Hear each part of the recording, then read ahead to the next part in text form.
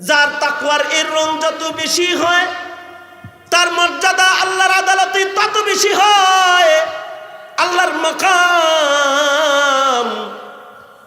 যে যত বেশি বুঝতে পারে আর আল্লাহকে ভয় করতে পারে তার মর্যাদার সম্মান তত বেশি হয়ে যায়। যেমন ইমাম জাইনুল আবেদিন রাহমাতুল্লাহি আলাইহি, হযরত হুসাইনের সন্তান ইমাম জাইনুল আবেদিন হজ্জে বাইতুল্লাহতে রওনা করেছেন। হজের সফরে যাইবেন জাইনুল আবেদিন ইহরামের কাপড় পইরা উটের পিঠে বসছেন আর লাব্বাইক তলবিয়া পড়তেছেন। আশ্চর্য, হজে যাইতেছেন কিন্তু তলবিয়া পড়া অবস্থায়, হজের সফর শুরু করেছেন তলবিয়া পড়া অবস্থায় উনি অজ্ঞান হয়ে গেছেন, বেহুশ হয়ে উটের পিঠ থেকে বালুর ভেতরে নিচে গড়ায় পড়ে গেছেন। সঙ্গীরা বলে, ইমাম এত পেরেশান কেন? একটা বড় ইবাদত আঞ্জাম দেওয়ার জন্য মক্কার সফরে আপনি রওনা করেছেন, এখন তো আপনার দিলের ভিতরে সুরুর আনন্দ থাকার কথা, কিন্তু আপনি এত পেরেশান হয়ে অজ্ঞান হয়ে পড়ে গেলেন কেন? ইমাম জাইনুল আবেদিন বলে, তাকওয়াল্লাহ আমাকে অজ্ঞান করে ফেলেছে।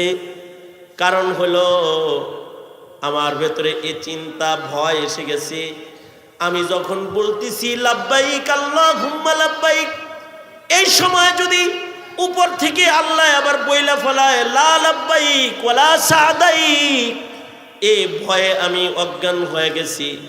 কারণ হলো আমার মতো বান্দা তো মহান রবের অনেক আছে, কিন্তু আল্লাহর মতো আর একটা রব তো আমার নাই যে ফেরত দিলে আমি অন্য কোনো দরজায় লাব্বাইক বলবো। এ কারণে আল্লাহর ভয় তাকওয়াল্লাহ আমাকে অজ্ঞান করে ফেলেছে। ফাইন্নাল জান্নাতা হিয়াল মাওয়া وقال النبي صلى الله عليه وسلم كما تعيشون تموتون وكما تموتون تبعثون أو كما قال عليه الصلاة والسلام اللهم صل على محمد وعلى آل محمد كما صليت على إبراهيم وعلى آل إبراهيم إنك حميد مجيد اللهم بارك على محمد وعلى آل محمد كما باركت على إبراهيم وعلى آل إبراهيم إنك حميد مجيد الحمد لله জামিয়া ইসলামিয়া আরাবিয়া বলিয়ারপুর মাদ্রাসার আয়োজনে আয়োজিত মহতি বার্ষিক মাহফিলের মোহতারাম সাদার, মোহতারাম সভাপতি, উপস্থিত হাজরাত, বুজুর্গ, উলামায়ে কেরাম, সম্মুখপানে সমবেত দিন প্রিয়, ইসলাম প্রিয়, দিনদার ইমানদার মুমিন মুসলমান ভাইরা, বুড়া বাবারা, যুবক ভাইরা, পর্দার আড়ালের মা বোনেরা, বিশ্বজগতের মালিক, বিশ্ব প্রতিপালকের বিশ্ব দরবারে কালিমাত শকর, যে মহান রব্বুল আলামিন দয়া করে, মায়া করে, ভালোবেসে রহমতি বরকতি জান্নাতের টুকরা বাগানে উম্মতের ওলামায়ে দ্বীনদের সোহবতে জামিয়ার মাহফিলে আল্লাহ তাআলা আসার বসার তৌফিক দান করেছেন। এজন্যে কালিমাত শকর পড়ি, শুকরিয়া আদায় করি, জবান খুলে মোহাব্বতে ভক্তি ভরে সমস্বরে আওয়াজ করে বলি আলহামদুলিল্লাহ।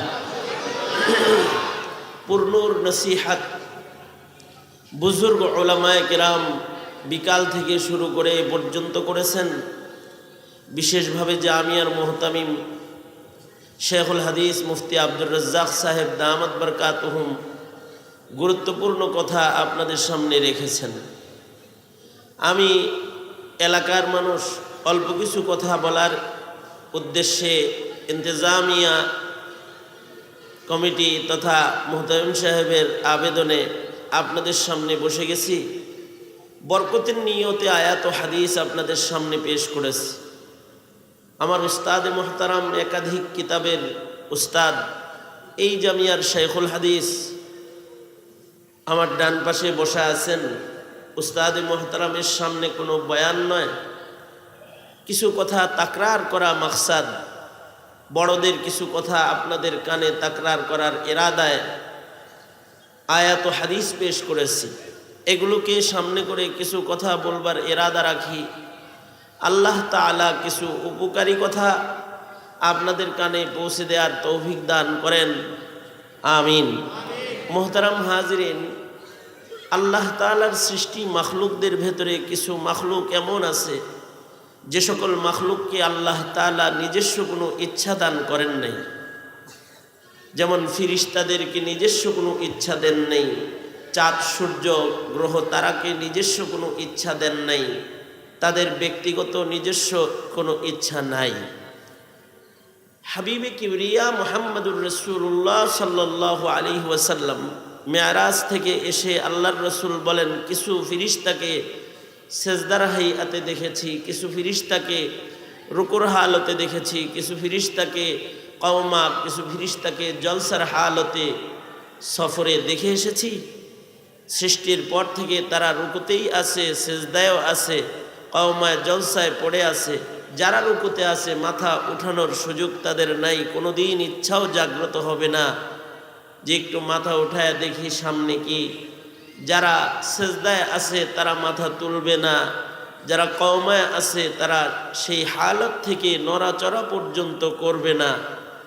কিয়ামত পর্যন্ত তারা আল্লাহর নির্দেশে এভাবেই থাকবে, সেজদা অবনত অথবা রুকুর হালতে আল্লাহর সামনে তারা পড়ে থাকবে। এই যে নিজস্ব কোনো ইচ্ছে শক্তি, ইখতিয়ার, এটা আল্লাহ তাআলা ফিরিস্তাদেরকে দেন নাই।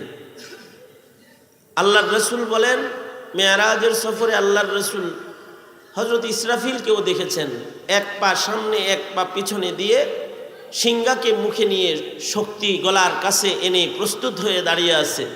কখন বলবেন আল্লাহ তাআলা যে বাজাও বিন, বাঁশি বাজায় দাও, আর সিংহায় ইসরাফিল ফু দিবে, বাঁশি বাজাবে। আল্লাহর রসুল বলেন, এই যে কিয়ামত কত দূর, এর ভেতরে ইসরাফিলের হৃদয়ে কখনো আসবে না যে এমনি তো দাঁড়ায় রইছি, যাই অন্য কাজ করি, অন্য কোনো ইচ্ছা তার জাগ্রত হবে না। আমরা হইলে বললাম না, গাড়ি ছাড়ার টাইম তো অনেক দূরেই আছে, যাই এক কাপ চা খাইয়া আসি, অথবা একটু ঘুরে আসি, পায়চারি করে আসি। কিন্তু ফিরিস্তাদের এমন কোনো ইচ্ছা শক্তি, ইখতিয়ার আল্লাহ তাআলা দেন নাই।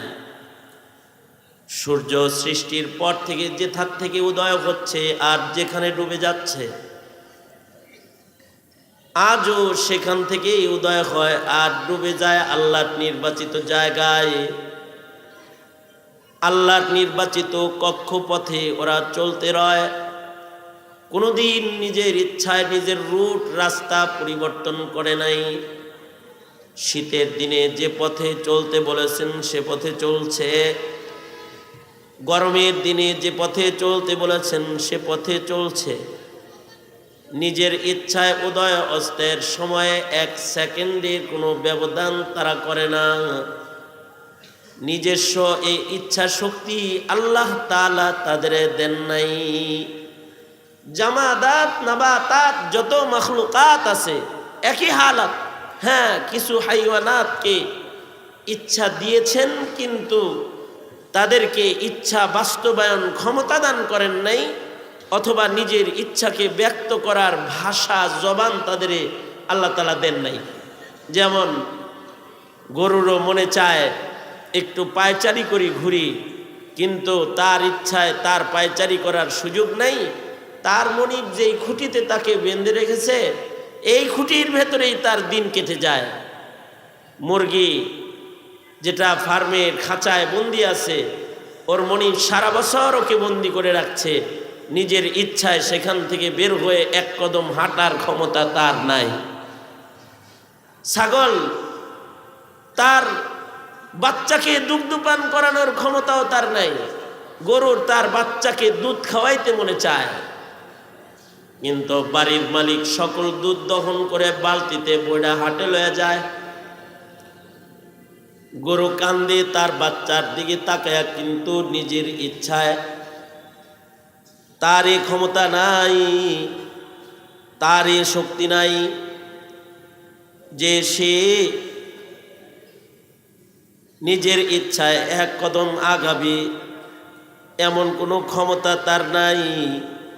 আল্লাহ তাআলা তাকে ইচ্ছা দিয়েছেন, কিন্তু নিজের বাচ্চাকে দুগ্ধ পান করার বাস্তবায়ন ক্ষমতা দেন নাই।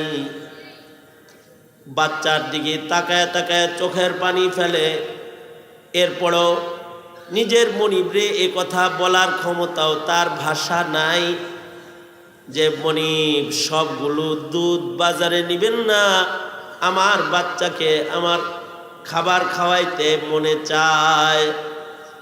এতটুকুন ক্ষমতা আল্লাহ তাআলা তাদের দেন নাই।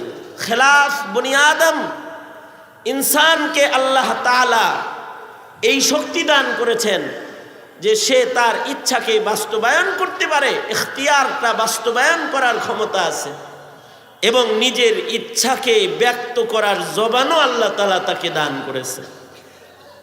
এই যে ইচ্ছা শক্তি দিছেন আর ইচ্ছা বাস্তবায়ন ক্ষমতা দিছেন আর ইচ্ছাকে ব্যক্ত করার ভাষা দিছেন, মানুষের সাধনা আর সফলতা সেখানেই হবে যে তার ইচ্ছাকে ব্যক্তও করবে না, তার ইচ্ছাকে বাস্তবায়নও করবে না, রবের ইচ্ছাকে বাস্তবায়ন করবে, নিজের ইচ্ছাকে দমন করবে, নিজের নফসানিয়তকে কাবু করে রাখবে, আল্লাহ পাকের ফয়সালাকে সে গ্রহণ করে চলবে।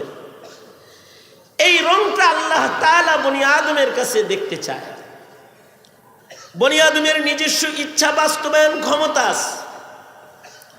এ কারণে পৃথিবীর মাটিতে এমন মানুষের অস্তিত্ব পাওয়া যায় যারা 40 বছরের ভেতরে রাত্রে ঘুমায় নাই, তাদেরও মনে চাইছে রাতের বেলায় ঘুমাইতে, বিবির কাছে যাইতে। ইমামে আজম আবু হানিফা রহমাতুল্লাহি আলাইহি সুদীর্ঘ 40 বছর পর্যন্ত এশার ওযু দিয়া ফজরের নামাজ আদায় করেছেন। সুবহানাল্লাহ। আগামীকালকে বললেন কত বছর? 40 দিন না, কিন্তু 40টি বছর পর্যন্ত এশার ওযু দিয়া তিনি ফজরের নামাজ আদায় করেছেন। কেন এই 40 বছরের ভেতরে কি ইমাম আজমের ঘুমাইতে মনে চায় নাই? ওনার কি খাহেসাত অন্য কিছু কখনো আসে নাই? বিবির কাছে থাকতে মনে চায় নাই? থেকেছেন, কিন্তু এশার ওযু দিয়া 40টি বছর সাধনা করে নিজের সব ইচ্ছাকে কোরবানি দিয়ে রাতের সময়গুলোকে রবের সন্তুষ্টিতে ব্যয় করেছেন। সুদীর্ঘ 40 বছর এশার ওযু দিয়া ফজর পড়েছেন। এই যে ইচ্ছা বাস্তবায়ন ক্ষমতা, এটা আল্লাহ তাআলা বনি আদমকেই দান করেছেন।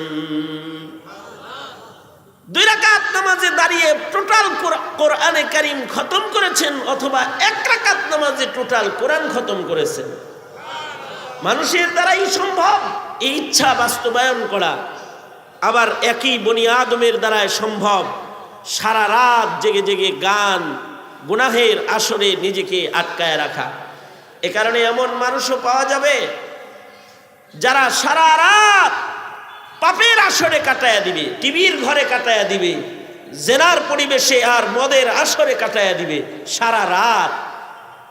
সারা রাত কি সারা জিন্দেগি মদ খেয়ে খেয়ে ঘুমায়, যে সারাটা জিন্দেগি মদ খেয়ে ঘুমিয়ে যায়, মাতাল হয়ে ঘুমায় রয়, মাতাল অবস্থায় তার রাত কেটে যায়।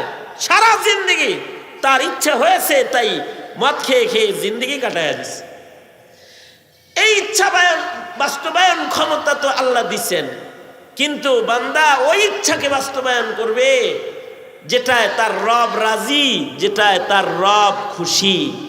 যেমনটি সাহাবায়ে কেরাম করেছেন, যেমনটি তাবেঈন ওলি বুজুর্গ আল্লাহর ইচ্ছাকে জীবনে বাস্তবায়ন করেছেন, নিজের ইচ্ছাকে আল্লাহর ইচ্ছার কাছে বিক্রি করে ফেলছেন। এক বুজুর্গকে জিজ্ঞাসা করা হয়, হযরত কেমন আছেন? আশ্চর্য জবাব দিচ্ছেন তিনি, যার কথায় সূর্য ওঠে, যার কথায় সূর্য ডুবে, সে কেমন থাকবে চিন্তা করে দেখো। যার কথায় চাঁদ হাসে, যার কথায় রোদ ভাসে, যার কথায় মেঘ ঝরে, যার কথায় বাতাস প্রবাহিত হয়, পানি বয়ে যায়, এই লোক আর কেমন থাকবে? তো আগন্তক যিনি, তিনি বুঝা সারে নাই কথাটা, সে কয় আর কোনো কাম পান না, আমনের কথায় চাঁদ ওঠে সূর্য ওঠে। মাথা টাথা খারাপ হয়েছে নি? না, আসলে তুমি বুঝো নাই, আসলে আমি বান্দার জিন্দেগিতে আমার ব্যক্তিগত কোনো ইচ্ছা নাই। আমার ইচ্ছাটাকে আমি আমার রবের ইচ্ছার দ্বারায় পরিবর্তন করে ফেলেছি। তাই যখন সূর্য ওঠে আমার আল্লাহর ইচ্ছায়, সেটাও কেমন যেন আমার ইচ্ছায় উঠতেছে। যখন ঝড় হয় আল্লাহর ইচ্ছায়, সেটাও যেন আমার ইচ্ছায় চলতেছে। এ কারণে বুজুর্গরা আল্লাহ পাকের নিজামের উল্টাও দাঁড়াইতে ভয় করতেন। শাহে দৌলা নামক বুজুর্গ, ওনাকে নদী ভাঙ্গন ঠেকাইতে গাঙ্গের পানির পারে নিয়ে দাঁড় করাইছে। দোয়া করেন হযরত নদী যেন ভেঙে না যায়। উনি বলে দোয়া করতে তো কোদাল লাগবে, কোদাল, মাটি কাটার কোদাল, দোয়া করতে কোদাল আনলে উনি মাটি কেটে কেটে নদীর ভেতরে ফেলতেছে। লোকেরা চিৎকার করে বলে, আল্লাহ আপনারে দিয়া নদী ভাঙ্গন ঠেকাইতে আপনি উল্টার নদীর পানিতে পার কেটে কেটে ফেলছেন। শাহে দৌলা বলে, যে ধার মৌলা ওধার শাহে দৌলা। আল্লাহ যেই দিকে আমি ওই দিকে, আমার রবের ইচ্ছা যেটা, আমার ইচ্ছা সেটা। আমার রব চাই ভাঙ্গা যাক, আমিও চাই ভাঙ্গা যাক। তোমরা উল্টা দাঁড় করাইতে আমার আনছো? না না না, আমি এত বোকা না। আমার মাওলা যে দিকে আমি ওই দিকে, জিধার মাওলা উধার শাহে দৌলা। যেখান থেকে কোদাল দিয়ে কোপ মেরা মাটি ফেলছে, আল্লাহ তাআলা মাটিকে আদেশ করেছে, সাবধান, এখন কিন্তু এমন বান্দা তোর উপরে দাঁড়াইছে যার পায়ের বরকতে আর মাটি ভাঙ্গার অনুমতি নাই। তার একটা সম্মান আছে, সে আমার ইচ্ছা বাস্তবায়নকারী, আর আমি তো এমন বান্দার ইচ্ছা বাস্তবায়নকারী। আর মাটি যেন ভেঙ্গে পড়ে না যায়, ইচ্ছা শক্তিকে জলাঞ্জলি দেওয়ার মাধ্যমে রবের কাছে বান্দা প্রিয় পাত্রে পরিণত হয়ে যায়, প্রিয় হয়ে যায়। এ কারণে আমাদের আকাবির বুজুর্গরা সারা রাত 2 রাকাত নামাজের ভেতরে সারা রাত নামাজ পড়ে পড়ে রাত কাটাইয়া দিয়েছেন। 2 রাকাত নামাজে সারা রাত কাটাইছেন। যেমন হযরত উসমান গনি রাদিয়াল্লাহু আনহু, তিনি 2 রাকাত নামাজে কোরআনে কারীম খতম করেছেন, কখনো কখনো 1 রাকাত নামাজে কোরআন খতম করেছেন। সুবহানাল্লাহ। হযরত উসমান 1 রাকাত নামাজে কোরআন খতম করেছেন, মানে 1 পারা করে পড়ে আর চিন্তা করে আল্লাহ যদি নারাজ হয় এখন থামলে আরেক পারা পড়ে, আল্লাহ যদি নারাজ হয় থামলে আরেক পারা পড়ে, আল্লাহ যদি নারাজ হয় থামলে আরেক পারা পড়ে। এভাবে সারা রাত খাতমে কোরআন 1 রাকাতের ভেতরে শেষ হয়ে গেছে। হযরত উবাই ইবনে কাব রাদিয়াল্লাহু আনহু 2 রাকাত নামাজে 1 খতম কোরআন পড়েছে। হযরত তামিমে দারি রাদিয়াল্লাহু আনহু 1 রাকাত নামাজে 1 খতম কোরআন মজিদ পড়েছে। তাবিঈনদের ভেতরে ইমামে আজম আবু হানিফা রাহমাতুল্লাহি আলাইহি 2 রাকাত নামাজের ভেতরে 1 খতম কোরআন মজিদ পড়েছেন। সাঈদ ইবনে জুবায়ের রাহমাতুল্লাহি আলাইহি 2 রাকাত নামাজের ভেতরে 1 খতম কোরআনে কারীম পড়েছেন। 2 রাকাত নামাজও শেষ হয়েছে, 1 রাকাত নামাজ শেষ হয়েছে তো কোরআন মজিদ খতম হয়ে গেছে। ইমামে আজম আবু হানিফা রাহমাতুল্লাহি আলাইহি একদিন সালাতুল ইশা আদায়ের জন্য মসজিদে এসেছেন। ইমাম সাহেব নামাজের ভেতরে সূরা জিলজাল তিলাওয়াত করতেছে। ফামান ইয়ামাল মিসকালা যাররাতিন খায়রান ইয়ারাহ ওয়া মান ইয়ামাল মিসকালা যাররাতিন শাররান ইয়ারাহ। ছোট্ট একটা ভালো কাজ করলে এটা আমার, ছোট্ট একটা জাররা গুনাহ করলে এটাও থাকবে। শোনার পরে ইমামে আজমের খোদা ভীতি বেড়ে গেছে, আল্লাহর ভয়ে আর মসজিদের বাইরে যাওয়ার ক্ষমতা হারায় ফেলেছে। এশার নামাজ পড়ে মসজিদের ভিতরেই মুসল্লা দিয়ে দাঁড়ায় গেছেন, নফল নামাজ শুরু করেছেন। মুয়াজ্জিন সাহেব 1-2 পারা তেলাওয়াত শুনেছেন, বলে চিন্তা করলেন আজকে ইমাম জলদি কোরআন পড়া বন্ধ করনেওয়ালা নয়। মুয়াজ্জিন দরজা চাপায়া বাড়িতে চলে গেছে। ফজরের নামাজের সময় আজান দিতে মসজিদে এসেছে, এসে দেখে ইমামুনা ইমামুদ্দুনিয়া ইমামে আজম আবু হানিফা রাহমাতুল্লাহি আলাইহি এখনো মুসল্লায় ওইভাবে দাঁড়ায় রয়েছে। এশার পরে যেভাবে তাকে দাঁড়ানো দেখা গেছে, আর ইমামের কণ্ঠে আম্মা পারার তিলাওয়াত চলতেছে। তার মানে হলো ইমাম আজকের নামাজের 1 রাকাতে আল্লাহর কালাম পুরাটা খতম করে ফেলেছে। ইচ্ছাকে বাস্তবায়ন আল্লাহর পছন্দিদা রঙে ঢঙে কায়দায় ইবাদতে কাইফিয়াতে নিজের রাত কেটে গেছে, নিজের ইচ্ছায় নয়, রবের ইচ্ছায়। এই শক্তি আল্লাহ তাআলা বনি আদমকে দান করছেন যে ইচ্ছা বাস্তবায়ন করতে পারে, ইচ্ছা প্রকাশ করতে পারে। মানুষ তো এমন অবাধ্য, এমন জাহেল, এমন মূর্খ যে সে ইচ্ছা বাস্তবায়ন করার অধিকার দিছে দেখা সে রবের ইচ্ছাকে বৃদ্ধাঙ্গুলি প্রদর্শন করে ফেলায়। এমনকি দ্বীনের অনুশীলন অনুকরণের কথা বললেও সে তার অভিমত ব্যক্ত করে কিভাবে? ধর্ম যার যার, উৎসব সবার, ধর্ম যার যার, এটা দিলের বিষয়। আবার বলে লা ইকরাহা ফিদ্দীন, দিন নিয়ে কোনো জবরদস্তি নাই। দিন এটা ঐচ্ছিক বিষয়, মানলে মানব, না মানলে না মানব। নিজের ইচ্ছা এটাকে শরীয়ত বানায়, কোরআনের আয়াত দিয়ে দলিল বানায় বেশ করে হালাইছে। কিন্তু সে যে দিন নিয়ে বাড়াবাড়ি নাই, দিনের ব্যাপারে বাধ্যবাধকতা নাই, জবরদস্তি নাই, এটা কোরআনের আয়াত দিয়ে দলিল পেশ করলো, নিজের ইচ্ছায় পেশ করছে। কিন্তু আল্লাহর ইচ্ছাকে দিনের বেলায় সে তালাশ করেন। কে বলেছে দিন মানার ব্যাপারে বাধ্যবাধকতা নাই?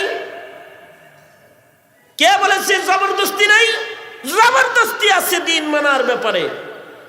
যদি কেউ চুরি করে হাত কেটে দেওয়া হবে, যদি কেউ জেনা করে তাকে সঙ্গে সার করা হবে, যদি কেউ শরাব পান করে দুর্রা মারা হবে। জবরদস্তি আছে।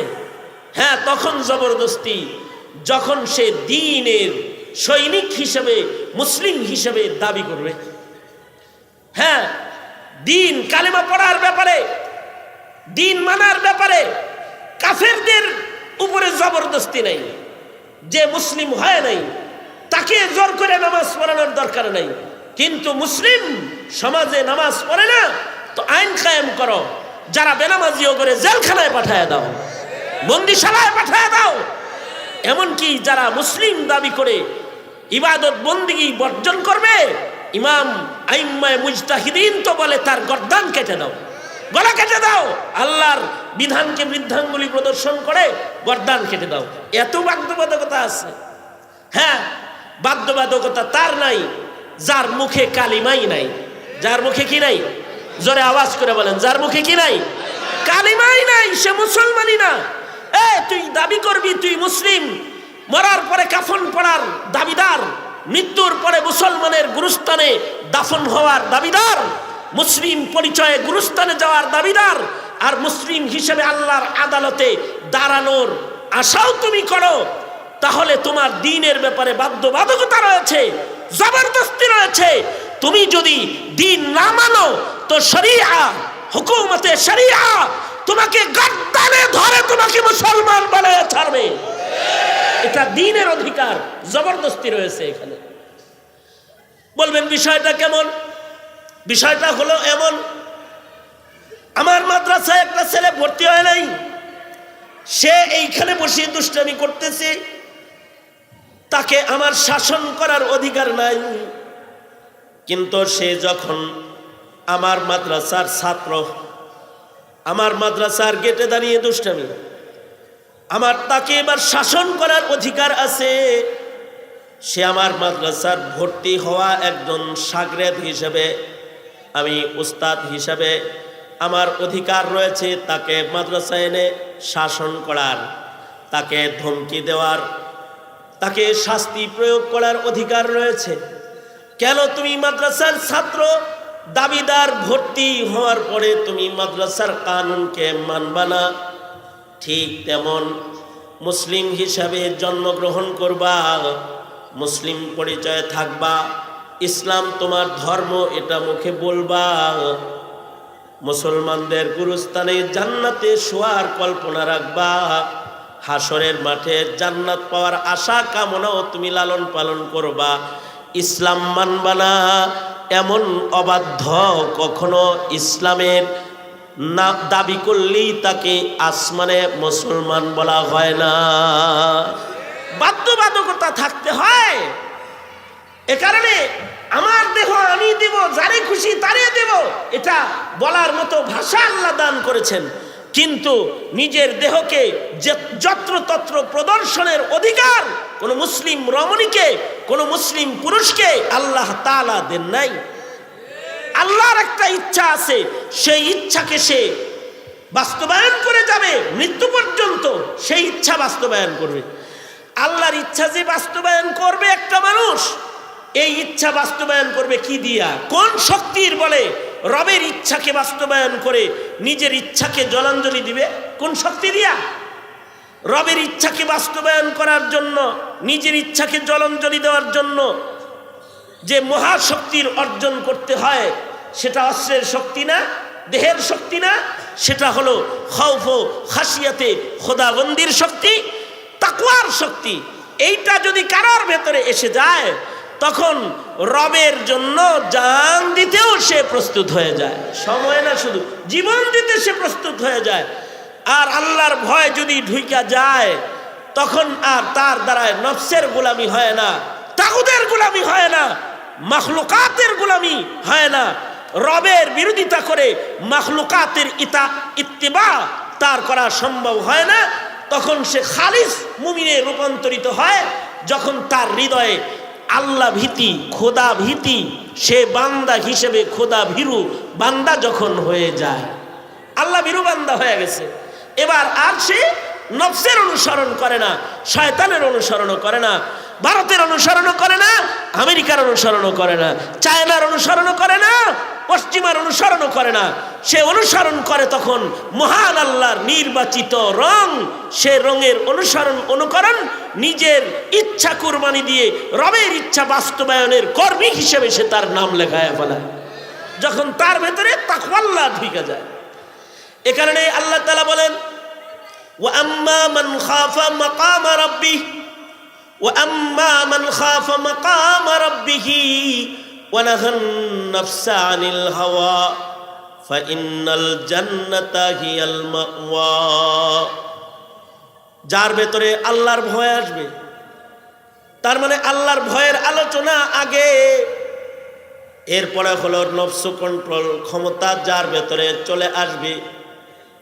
এই দুইটা গুণ, আল্লাহর ভয় আসছে আর নিজের নফসকে কাবু করার ক্ষমতা কারোর ভেতরে চলে আসছে। এই দুইটা গুণ যদি কোনো মুমিন মুসলিমের ভেতরে এসে যায়, যে খোদা ভীতু মুমিন সে হয়ে গেছে, আর নফসের অনুকরণকে বাদ দিয়ে রবের ইত্তিবা, রবের অনুসরণ, রবের হুকুম ফরমাবরদার গোলাম হওয়ার চেষ্টায় সে লেগে গেছে, এই দুই গুণ যার ভেতরে পাওয়া যাবে, আল্লাহ তাআলা তাকে জান্নাত দান করবে। যেমন সে দুনিয়াতে হায়াত কাটাবে, তেমন তাকে আল্লাহ তাআলা আল্লাহর পছন্দের মরণ দান করবে। কামা তাঈশুন তামুতুন ও কামা তামুতুনা তুবআসুন। দুনিয়ার জীবনে চলাফেরার ভেতরে তার কোয়ালিটি, তার রং ঢং, তার আচরণ, তার কৌল যেমন হবে, মরণের সময় তার চিত্রটা তেমন হবে, মরণ তার তেমন হবে। আর মরণ যার ভালো হবে, হাসর তার ভালো হবে, ভালো হাসর হবে। নেককারদের সাথে আল্লাহর আদালতে দাঁড়ায়া যাবে। আল্লাহু আকবার বলেন। নেককারদের সাথে আল্লাহর আদালতে দাঁড়ায়া যাবে। আর যদি জীবনটাই ভালো না হয়, তো মরণ থেকেই খারাপই শুরু হয়ে যাবে। মরণের সময় থেকেই তার উপরে টর্চারিং, যেটা সরকারি টর্চার, মরণ থেকে তার শুরু হয়ে যাবে। যে আযাব এর মুখোমুখি মরণের মাধ্যমেই সে হয়ে যাবে। সারা জিন্দেগি যেমন কুকর্ম সম্পাদনকারী আর কুপথে চলনেওয়ালা ছিল, মরণের সময় আল্লাহ তাআলা এর শাস্তি মৃত্যুর মাধ্যমেই দেওয়া শুরু করে দিবে, মরণের মাধ্যমেই দেওয়া শুরু করে দিবে। এ কারণে আমাদের আকাবের বুজুর্গরা এক জাররা গুনাহ কইরা মরণকে ভয় পাইতেন। এক জাররা গুনাহ তারা করতেন না। আল্লাহর ভয়ের সামান্য গুনাহ তাদের দ্বারায় সম্পাদন হতো না। হযরত আবু বকর সিদ্দিক রাদিয়াল্লাহু আনহু, ওনার কাছে রুটি গোশত হাদিয়া এসেছে। হযরত আবু বকরের কাছে রুটি গোশত হাদিয়া আসছে। হযরত আবু বকর রুটি গোশত, 3 দিনের না খাওয়া মানুষ রুটি গোশত সামনে আসলে এগুলোকে লোকমা বানায় চিবাইতেছে, খাইতেছেন। হযরত আবু বকর 2-1 লোকমা, 2-1 টুকরা রুটি আর গোশতের টুকরা আবু বকরের পেটের ভিতরে চলে গেছে। হযরত আবু বকর এবার বলতেছেন, খাইতেছেন আর গোলামের সাথে গল্প করতেছেন, কিরে গোলাম, এই রুটি গোশত এত সুন্দর খাবার তোর বাড়ি রান্না হয়েছে বুঝি? গোলাম বলে কি, ঝড়ে বক মরছে, ফকিরের কারামতি বাড়ছে। মানে কথাটা আর কি অনেকটা এরকম যে ঝড়ে বক মরছে, ফকিরের কারামতি বাড়ছে। এগুলো আমার ঘরে রান্না টান্না হয় নাই আমিরুল মুমিনিন। আমি জাহিলিয়াতে 1 লোককে চিকিৎসা করছিলাম, রুকিয়া করছিলাম, ফু দিছিলাম। ছু দেয় না, দেয় না, এই ছু দিছিলাম। আমার এই ছুতে আর ফুতে জাহিলিয়াতে ফু দিছি, রোগী তো ভালো হয়ে গেছে গা। এখন ওই লোক তো আমার উপরে ভক্তি আইছে। অনেক সময় জ্বরে বক মারে, ফকিরের কারামতি বাড়ে, কিচ্ছু লেখে না, কিচ্ছু বলে না, কিন্তু কাম হয়ে যায়। জ্বরে বক মরছে, ফকির তখন কারামতিওয়ালা হয়ে যায়। আমি সিরাজগঞ্জে গেছি এক প্রোগ্রামে। ওই প্রোগ্রামে আমার দোস্ত আব্দুর রাজ্জাক সাহেবও গেছেন। একই সাথে উনি বয়ান করছেন, আমি বসে রয়েছি। ওনার বয়ান যখন চলতেছে তখনকার ঘটনা। 1 লোক আইসা কয়, বোতল ধরছে, কয় হুজুর ফু দেন। কি ফু দিমু, কইবেন তো একটা কিছু। কয় না, আপনি দেন, আপনার ফুর পাওয়ার আছে। মা গো, আমি তো নিজেই জানতাম না যে আমার ফুয়ের এত পাওয়ার। কি পাওয়ার আছে? কয় যে গত বছর দিছিলেন না একখান ফু, ভাস্তির তো 7 বছর বাচ্চা কাচ্চা হয় নাই, ফু দিয়ে গেছিলেন যে আল্লাহ দিলে এখন 7 মাস। এখন যেটা ফু দিবেন এটা হলো ভাগ্নির, হের 9 বছর ধরে বাচ্চা হয় না, দেন ফু। আমি তো কোনো দোয়া কালাম জানি না ভাই, মাপ চাই। কারণ আমার কাছে ছেলে মেয়ে জন্ম হওয়ার মতো কোনো দোয়া নাই। কারণ ছেলে মেয়ে জন্ম হওয়ার দোয়া আল্লাহ শিখাই দিছে, ওইটা পড়তে কনগা। সন্তান দেনেওয়ালা জাত হইলেন আল্লাহ, আল্লাহ বাচ্চা দিবেন। কয় যে না, আপনি ফু দিছিলেন যেটা কয়ে হেটা কয়ে দেন। আমি কই, আমি তো সাধারণত এই কথা বলে ফু দেই, মাই কুছ জানতা নেই, তেরে বান্দা মানতা নেই। আল্লাহ, আমি কিছু জানি না, তোর বান্দায় মানে না দেখা ছু। কয় এইটা কয়েই দেন। জ্বরে বক মারে, ফকিরের কারামতি বাড়ে। এই গোলাম বলে আমিরুল মুমিনিন ঝড়ে বক মরে, ফকিরের কারামতি বাড়ে, এরকম একখান বক্তব্য। আমিরুল মুমিনিন, আমি একজনকে ছু বলছিলাম, সে তো ভালো হয়ে গেছে গা। সে গরিব মানুষ, কখনো আমাকে খাবার দাবার খাওয়াইতে পারে নাই, হাদিয়া তোহফা দিতে পারে নাই। আজকে তার বাড়িতে ভালো রান্না হয়েছে, সে তার ঘরের ভালো খাবারটা ওই দিনের কাজের প্রতিদান হিসেবে আমার কাছে নিয়ে আসছে। নেন, মেহেরবানি করে খাবারটা গ্রহণ করেন। আমি গ্রহণ করছি। আমি ভাবলাম আপনি 3 দিনের না খাওয়া, আপনাকে খাওয়াই, তাই আপনার জন্য হাদিয়া এনেছি। আবু বকর তো এই উম্মতের সবচেয়ে বড় মুত্তাকি, নবীদের পরে যার সবচেয়ে বেশি সম্মান, তিনি তো হযরত সিদ্দিক আকবর হযরত আবু বকর সবচেয়ে বেশি সম্মানী, সবচেয়ে বেশি মুত্তাকি। আবু বকর বলে, এরকম একটা খাবার আমারে দিলা যার সন্দেহযুক্ত। ভাই, জাহিলিয়াতে যে দম করছিলা তখন কি আল্লাহর নামে ফু দিছিলা নাকি বিসমিল্লাহ বইলা? সে লোক কয়, হযরত আমি তো তখন মুসলমানই হইনি, আল্লাহর তো চিনি না, তখন অন্য কোনো নামে দিছি, গায়রুল্লাহর নামে ফু দিয়া সেই খাবার আমাকে খাওয়াইছো। এই খাবার পেটে থাকা অবস্থায় আমি আবু বকরের যদি মরণ হইয়া যায় আর আল্লাহ যদি আমাকে জিজ্ঞাসা করে গায়রুল্লাহর নামের খানা তোমার পেটে কেন, কি উত্তর আমি আল্লাহর আদালতে দেব বলো? হযরত আবু বকর পেরেশান হয়ে গেলেন, খাবার বন্ধ করে দিলেন। 3 দিনের না খাওয়া মানুষ যতটুকুন রুটি গোশত খাইছেন এইটাকে বের করার জন্য পাগল হয়ে গেলেন, মুখের ভিতরে আঙ্গুলি দিয়ে বমি করার চেষ্টা করতেছেন। একজন বলে, আবু বকর এমনটি কেন করেন? হযরত আবু বকর বলে, তোমরা কি নবীর কাছ থেকে শোনো নাই যে হারাম খাবারের দ্বারা দেহের অঙ্গ যদি গঠন হইয়া যায় সেই অঙ্গকে আল্লাহ তাআলা দোজখের ইন্ধন বানাবে, আল্লাহর রাসূল বলেছে। তাই আমি চাই লাত উজ্জা গায়রুল্লাহর নামের খানা যেন আমি আবু বকরের পেটে হজম হয়ে আমার দেহে লাইগা না যায়, তাই এটাকে বের করার জন্য আমি পেরেশান হয়ে গেছি। হযরত আবু বকর এত জোরে জোরে মুখের ভিতরে আঙ্গুলি মারলেন, শেষ বেলায় বমি হইল। ওই গোশতের রুটির টুকরাটাও বের হয়ে গেল যেটা আবু বকর খেয়েছিলেন। অর্থাৎ আল্লাহর ভয়ে আবু বকর এক টুকরা গায়রুল্লাহর নামের খানা নিজের পেটে হজম করায় নাই। আর আমরা তো আঙ্গুল ফুলে ফুলে কলা গাছ। সুদকে সুদ মনে হয় না, ঘুষকে ঘুষ মনে হয় না, আর পাবলিকের টাকারে নিজের টাকা মনে হয়, রাষ্ট্রের টাকাকে নিজের টাকা মনে পাচার করে বিদেশে পাঠায় দেয়। আঙ্গুল ফলে রাতের অন্ধকারে কলা গাছ হয়ে যায়।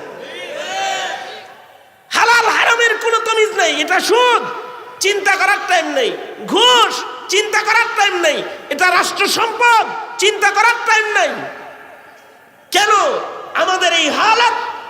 আমাদের এই হালাতের একমাত্র বড় কারণ হলো খাশিয়াতে খোদাবন্দি আমাদের ভেতরে নাই।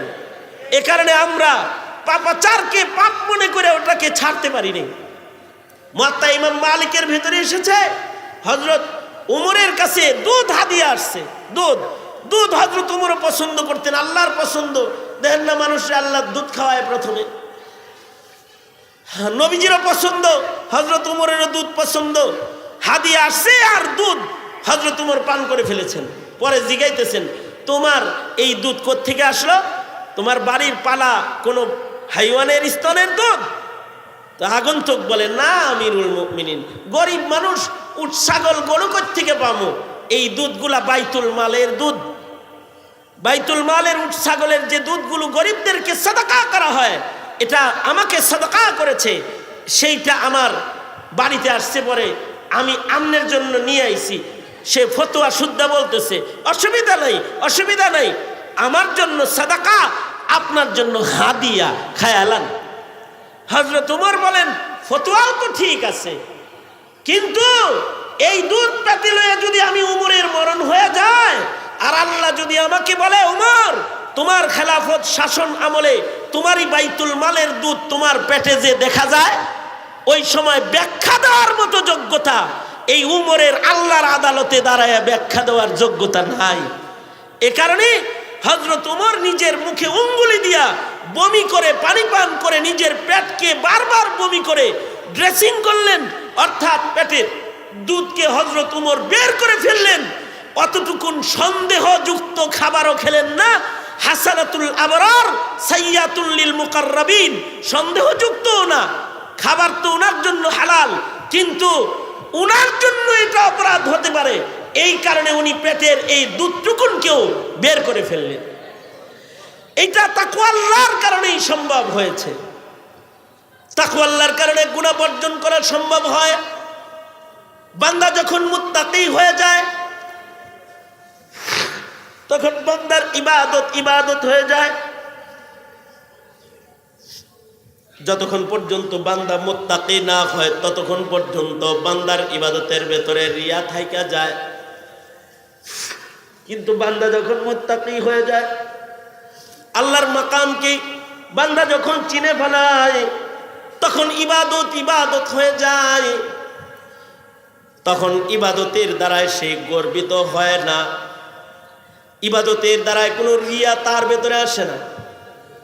যার তাকওয়ার এর রং যত বেশি হয়, তার মর্যাদা আল্লাহর আদালতে তত বেশি হয়।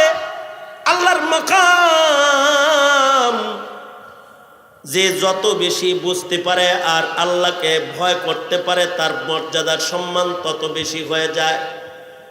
যেমন ইমাম জাইনুল আবেদিন রাহমাতুল্লাহি আলাইহি, হযরত হুসাইনের সন্তান ইমাম জাইনুল আবেদিন হজ্জে বাইতুল্লাহতে রওনা করেছেন। হজের সফরে যাইবেন জাইনুল আবেদিন, ইহরামের কাপড় পইরা উটের পিঠে বসছেন আর লাব্বাইক তলবিয়া পড়তেছেন। আশ্চর্য, হজে যাইতেছেন কিন্তু তলবিয়া পড়া অবস্থায়, হজের সফর শুরু করেছেন তলবিয়া পড়া অবস্থায় উনি অজ্ঞান হয়ে গেছেন। বেহুশ হয়ে উটের পিঠ থেকে বালুর ভেতরে নিচে গড়ায় পড়ে গেছেন। সঙ্গীরা বলে, ইমাম এত পেরেশান কেন? একটা বড় ইবাদত আঞ্জাম দেওয়ার জন্য মক্কার সফরে আপনি রওনা করেছেন। এখন তো আপনার দিলের ভিতরে সুরুর আনন্দ থাকার কথা, কিন্তু আপনি এত পেরেশান হয়ে অজ্ঞান হয়ে পড়ে গেলেন কেন? ইমাম জাইনুল আবেদিন বলে, তাকওয়াল্লাহ আমাকে অজ্ঞান করে ফেলেছে। কারণ হলো আমার ভেতরে এই চিন্তা ভয় এসে গেছে। আমি যখন বলতেছি লাব্বাইক আল্লাহুম্মা লাব্বাইক, এই সময় যদি উপর থেকে আল্লাহ আবার বইলা ফলায় লা লাব্বাইক ওয়ালা সাদাইক, এই ভয়ে আমি অজ্ঞান হয়ে গেছি। কারণ হলো আমার মতো বান্দা তো মহান রবের অনেক আছে, কিন্তু আল্লাহর মতো আর একটা রব তো আমার নাই যে ফেরত দিলে আমি অন্য কোনো দরজায় লাব্বাইক বলবো। এ কারণে আল্লাহর ভয় তাকওয়াল্লাহ আমাকে অজ্ঞান করে ফেলেছে। আমাদের যখন তাকওয়ার অভাব, তখন ইবাদতের ভেতরেও গুনাহের অনুপ্রবেশ, ইবাদত নষ্ট হয়ে যাচ্ছে। এমনকি মুলতাজমে দাঁড়ায়া সেলফি চলছে, ওয়াজ মাহফিলে বসে বসে সেলফি চলছে, অথবা মসজিদের নববীতে রাসূলের রওজায় দাঁড়ায়া দাঁড়ায়া লাইভ চলছে, সেলফি চলছে। রওজায় আথারের দিকে মনোনিবেশ করে সালাম দেওয়ার মতো যোগ্যতাও আমাদের হচ্ছে না। কারণ তাকওয়া আল্লাহর অভাবের কারণে আমাদের ইবাদতগুলো নষ্ট হচ্ছে, আমাদের ইবাদত হচ্ছে না। জাতির হৃদয়ে যে এই তাকওয়া আল্লাহর বীজ, এটা কিভাবে প্রবেশ করানো হবে? এর কোনো ঔষধ বলি কি মার্কেটে কিনতে পাওয়া যায়? অথবা কোনো গাছে কি এমন ফল ধরে যে ফল খেলে পরে তাকওয়া বেড়ে যায়? না। জাতির হৃদয়ে এই তাকওয়ার বীজ বপন করার জন্য যুগে যুগে নবী রাসূল আল্লাহ তাআলা প্রেরণ করেছেন, যারা জাতির হৃদয়ে তাকওয়ার বীজ বপন করেছেন, তাকওয়া নামক মহাভীতির শক্তির চাষাবাদ করেছেন। আমাদের নবী আলাইহিস সালামের পরে কিয়ামত পর্যন্ত আর কোনো নবী রাসূল দুনিয়ায় আসবে না। মিল্লাতের উলামায়ে কেরাম জাতির হৃদয়ের এই তাকওয়ার চাষাবাদ করবে। বাতিলরা জানে যদি জাতি মুত্তাকি হয়ে যায়, তাহলে মুত্তাকিদের বাজারে কাফের, মুশরিক, নাস্তিক, মুরতাদ আর পশ্চিমাদের মার্কেট গরম করা যাবে না, এটা ওরা জানে। এ কারণেই যারা তাকওয়ার মার্কেটকে গরম করবে, যারা তাকওয়ার চাষাবাদকে জাতির হৃদয়ে সেট করবে, তাকওয়া আল্লাহ, তারা আজ জেলখানায় বন্দী হয়ে যায়, তাদের হাতে হাতকড়ি পড়ে যায়, তারা নির্ধারিত আইনের আওতার ভেতরে পড়ে যায়। আর যারা জাতির চরিত্র নিয়ে টানাটানি করে, পশ্চিমা আর প্রাচ্যের পাশ্চাত্যের অপশক্তির শেল্টারে তারা আজকে দেশের মরল হয়ে ঘোরাফেরা করতে থাকে, মরলগিরি করতে থাকে। আর যারা তাকওয়ার চাষাবাদ করবে, তারা হয়ে যায় বন্দিশালার খাঁচার বন্দি। এই যে হালাত, এই হালাতকে ঠেকাইতে হবে। যদি ঠেকানো সম্ভব না হয়, তো মুসলমানের বাজার থাকবে মুসলিম থাকবে না, মসজিদ থাকবে, ইবাদত থাকবে না, খানকাহ থাকবে, কিন্তু সালেকিন থাকবে না। হ্যাঁ, তখন শরাবখানা রমরমা হবে, নাচ গানের রাজত্ব প্রতিষ্ঠা হবে, ওয়াজ নসিহত বন্ধ হবে, আর পাপাচারের আসর প্রবল বেগে তারা ধেয়ে উঠবে, চলে যাবে, উপরে উঠতে থাকবে, প্রতিষ্ঠা পাইতে থাকবে। এই যে হালাত, এইটাকে ঠেকানোর জন্য জাতির হৃদয় চাষাবাদের বিকল্প আর কোনো আমল এই মিল্লাতের ভেতরে নাই। সুতরাং এই মিল্লাতের মানুষদের সিনা চাষাবাদ করতে, সিনাকে ইবাদতের উপযোগী করে করে তুলতে মিল্লাতের আলেমদেরকে মেহনত করা অপরিহার্য কর্তব্য, আর জাতিকেও মিল্লাতের আলেমদের কাছে নিজেদেরকে পেশ করা তাদের অপরিহার্য কর্তব্য। আল্লাহ তাআলা আমাদের সবাইকে এই সহিহ বুঝার তৌফিক দান করেন এবং আমাদের হৃদয়কে তাকওয়ার দৌলত দিয়ে মালামাল করে নিজের খাহেশাত আর নফসানিয়তকে কোরবানি করে আল্লাহর ইচ্ছাকে বাস্তবায়ন করে কদম কদম চলার তৌফিক আমাদের আল্লাহ তাআলা দান করেন। আমিন। ওয়া আখিরু দাওয়ানা আলহামদুলিল্লাহি রাব্বিল আলামিন। আসসালামু আলাইকুম ওয়া রাহমাতুল্লাহি ওয়া বারাকাতুহু।